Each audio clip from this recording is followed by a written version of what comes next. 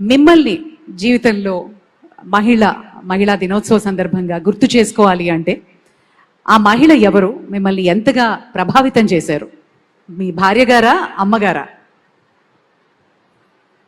ఎవరికి వారే. కానీ ఈరోజు మీరు ఒకసారి చూస్తే మా మిస్సెస్ ఉంది. ఎందుకంటే అందరికి కూడా ఒక ఆలోచన ఉండాలి. అవకాశాలు ఇస్తే అవకాశాలు ఉపయోగించుకోవాలి.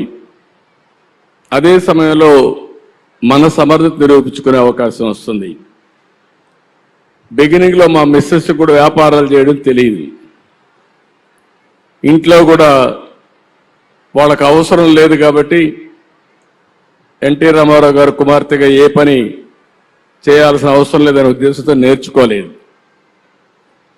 నేను మంత్రి అయిన తర్వాత మళ్ళీ నాకు రాజకీయాల్లో యాక్టివ్గా 89లో మినిస్టర్ అయ్యే పరిస్థితి, 94లో మినిస్టర్ అయ్యాను. అప్పటికి నేను ఒక చిన్న ఇండస్ట్రీ పెట్టాను ఫ్యామిలీ బిజినెస్ కోసం. అప్పుడు ఇంట్లో లోకేష్ చిన్న కుర్రాడు. అప్పుడు నేను ఆలోచించి బిజినెస్ చూసుకోమని మా మిస్సెస్ను కోరాను. ఆవిడ రిలక్టెంట్గా రిఫ్యూజ్ చేశారు. బిగినింగ్లో నేను గట్టిగా చెప్పాను, ఎవరో ఒకరు చూసుకోవాలి, నేను మంత్రిగా ఉన్నాను, నాకు టైం ఉండదు, అదే కాకుండా బిజినెస్ చూడడం కరెక్ట్ కూడా కాదు అని చెప్పితే యాక్సెప్ట్ చేసింది. యాక్సెప్ట్ చేసిన తర్వాత నేను మంత్రిగా ఉండి మళ్ళా ముఖ్యమంత్రి అయ్యాను. 10 ఏళ్ళు రాజకీయాల్లో యాక్టివ్గా ఉంటే అక్కడి నుంచి అంచెలంచెలుగా ఒక సాధారణమైన మహిళ హెరిటేజ్ కంపెనీని డెవలప్ చేసి పిల్లలను కూడా అందరినీ, మా అబ్బాయిని కూడా బాగా చదివించి పెళ్ళైన తర్వాత ఇద్దరిని కూడా స్టాన్ఫోర్డ్ వరకు చదివించే పరిస్థితికి వచ్చిందంటే అది మహిళలకు ఉండే శక్తి అని చెప్పి నేను మీకు తెలియజేస్తున్నా. ఇప్పుడు అక్కడితో ఆగలేదు.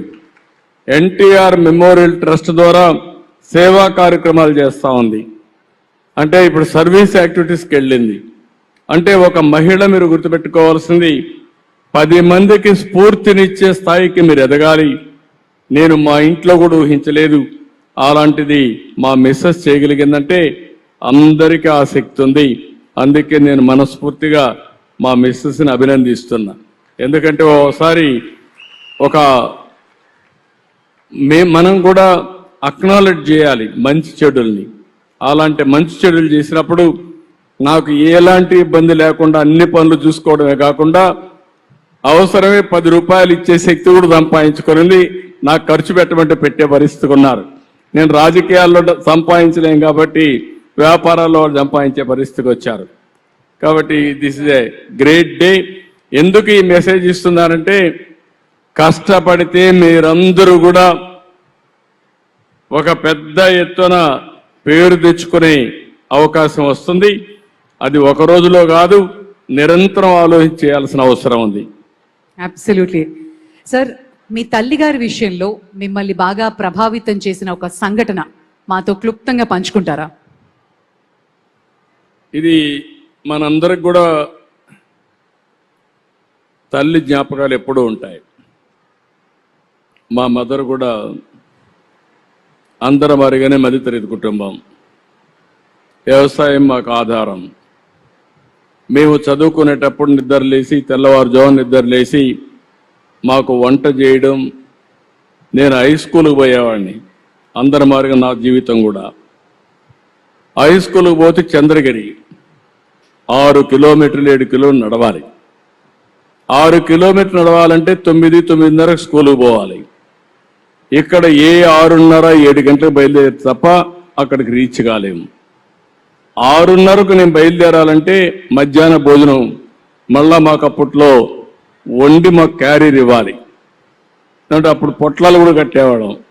క్యారీర్ తీసుకుపోవాలని మళ్ళీ తీసుకురావాలి కాబట్టి ఈ మరిగా పొట్లాలు ఇప్పుడు చేస్తున్నారు, ప్యాకెట్ చేసి ఇచ్చేసేవాళ్ళు. దాన్ని పుస్తకాలతో పెట్టుకొని బ్యాగ్లో పెట్టుకొని వెళ్ళేవాళ్ళం. అంటే 5 గంటలకు నిద్రలేసి 4 గంటలకు నిద్రలేసి వంట చేసి మాకు స్నానాలు చేపించి స్కూలుకు పంపించేది.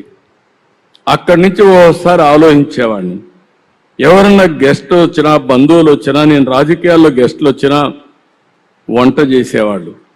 ఆ వంట చేసినప్పుడు ఆ వంటగదికి పోయి వచ్చేస్తే బయట వస్తే కళ్ళంతా నీళ్లు కనపడేటివి, అంటే ఆ పొగంతా వచ్చేది, కడుపులోకి పొగబోయేది, కళ్ళ నీళ్లు వచ్చేటివి.